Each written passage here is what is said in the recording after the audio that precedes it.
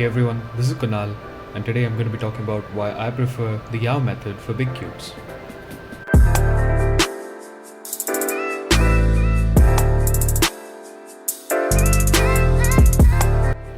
Before we actually begin, I'll just give a brief outline of the reduction and the Yao methods before talking about exactly why I think Yao is superior. So, starting out with the reduction method, which is the most commonly used method, the first step is to solve all of the centers. Once you're done with all of your centers, the next step is to pair up all of your edge pieces. And once you've paired up all your edges, the reason it's called the reduction method is because now you've essentially reduced it to a 3x3. So you just solve it like a 3x3 now.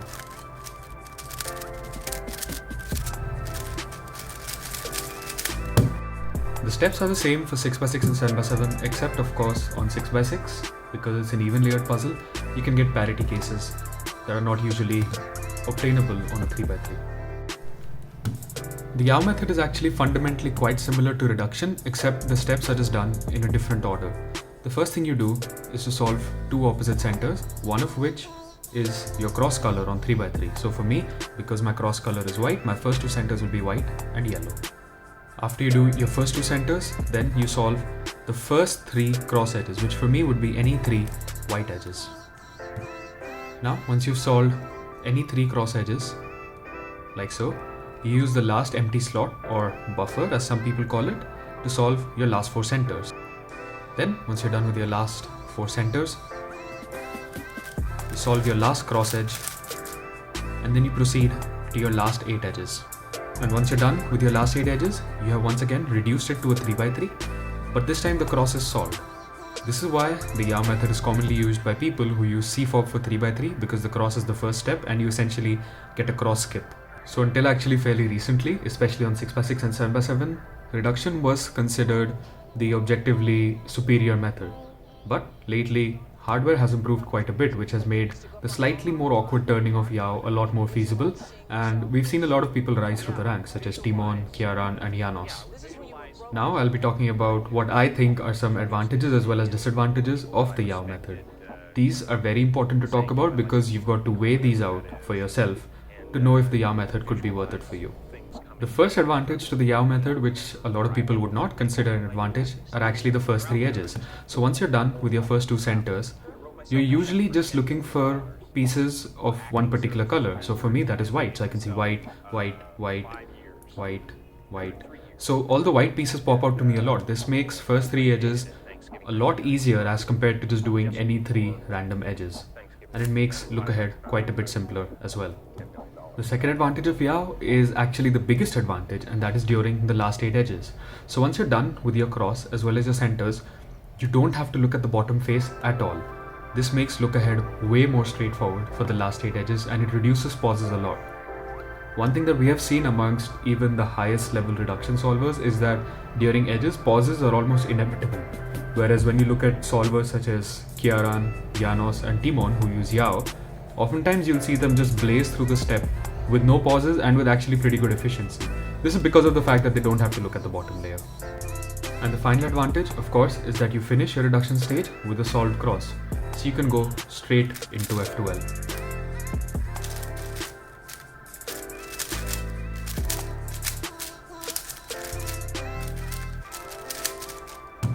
The first disadvantage is one that I kind of alluded to before, but one of your two starting centers has to be your cross color. So sometimes you could end up missing out on easy center cases just because they're not your cross color or opposite to your cross color. Now of course, if you're color neutral with Yao, this is not much of a constraint, but the majority of people are not color neutral. Such as myself, I only do white cross, so my first two centers have to be white and yellow. I haven't really seen this to impede my times too much, but it's just something that can be considered a disadvantage. The second disadvantage of Yao, which for many years was the biggest disadvantage and has only been mitigated somewhat recently, is that after you solve your first three edges, the centers are a little bit awkward because you have only one empty buffer here. You can't really do F prime moves or F moves or anything like that. You first have to move the layer up and then convert it to U moves. This is really not a big deal on 5x5, and this is why a lot of people have used Yao for 5x5 in the past.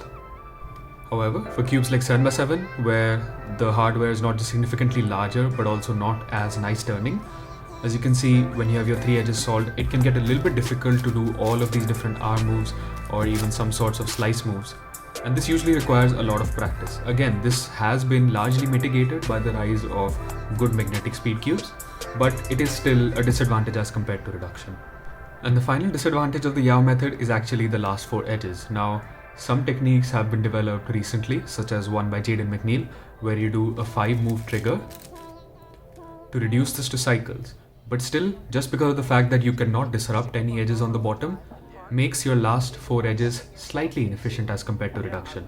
Again, with the advancement of methods, such as this particular one, the efficiency difference is not that great compared to reduction, but it's still something which reduction has an advantage in.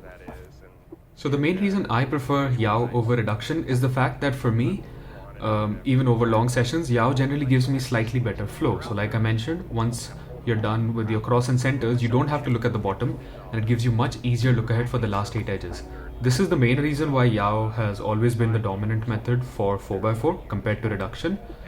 And on big cubes, Yao was only slightly unpopular because of, as I mentioned, the slight turning impedance during the last 4 centers, which has again mostly been mitigated by us getting magnetic cubes as well as higher quality speed cubes now.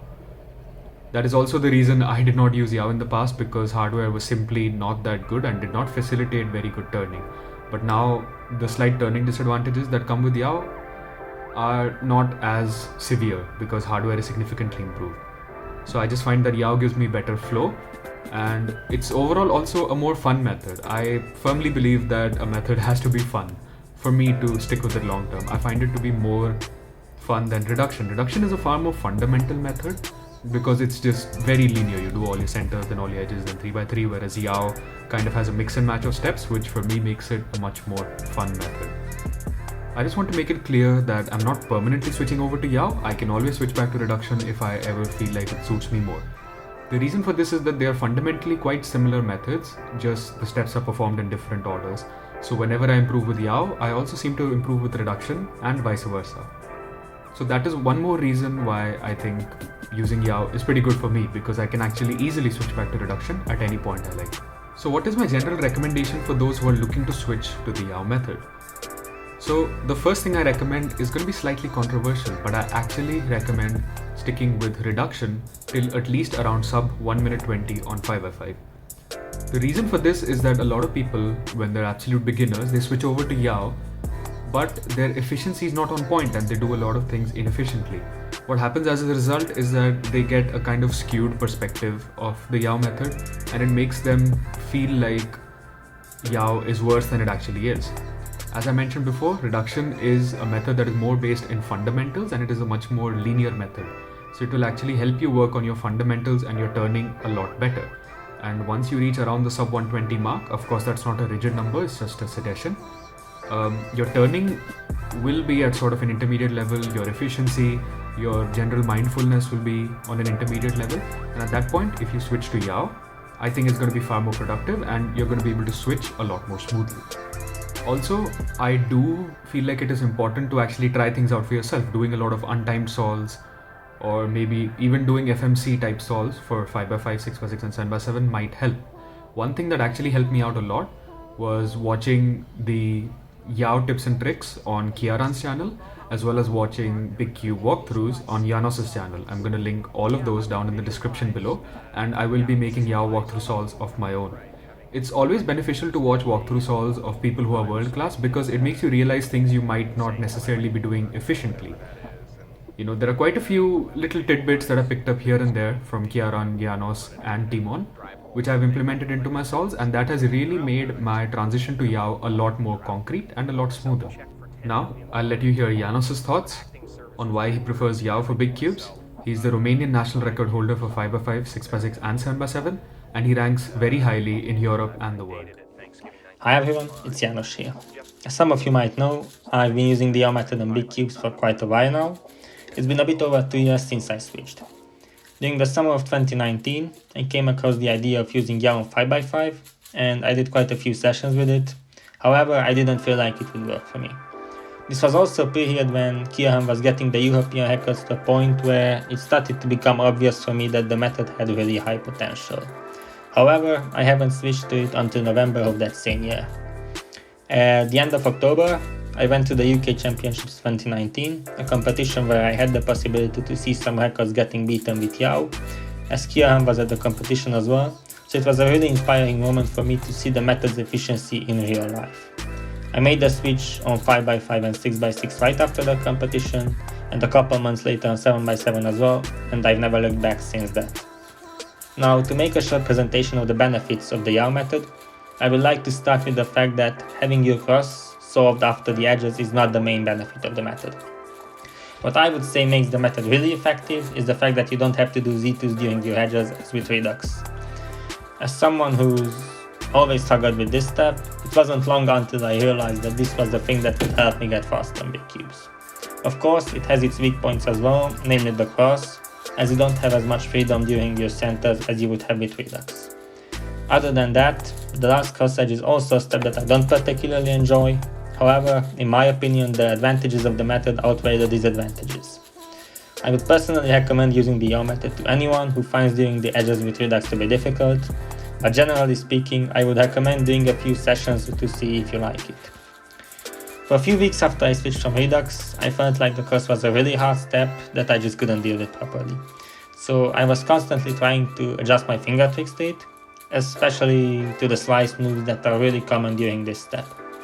As I've said, it only took me like a few weeks to get my times with Yao to the same level as my Redux times, and one thing that was quite surprising for me was that it instantly made my 6x6 times better by almost 10 seconds, most likely due to the fact that my 6x6 edges were always really inefficient compared to others.